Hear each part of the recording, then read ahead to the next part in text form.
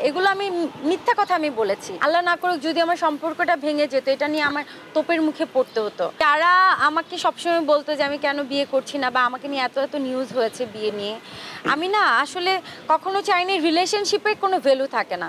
এই যে ধরেন আমি 6 বছর প্রেম করেছি, আল্লাহ না করুক যদি আমার সম্পর্কটা ভেঙে যেত, এটা নিয়ে আমার তোপের মুখে পড়তে হতো। এই জন্য আমি কখনো রিলেশনশিপটা আমি কখনো প্রকাশ করিনি। আমি চেয়েছি বিয়েটা একটা সামাজিকতার ব্যাপার, বিয়েটা না সবাই অ্যাকসেপ্ট করে, রিলেশনশিপটা না মানুষ নেগেটিভলি দেখে, যে প্রেম ট্রেম এগুলো মানুষ আসলে কেয়ার করে না। তো এই জন্য আমি চেয়েছি যে শরীয়ত মোতাবেক আমি বিয়ে করে আপনাদের সামনে প্রকাশ করব। এই জন্য আমি প্রেম নিয়ে আমার কখনোই আমি মুখ খুলিনি, প্রেম নিয়ে কখনোই আপনাদের সামনে আমি কথা বলতে চাইনি।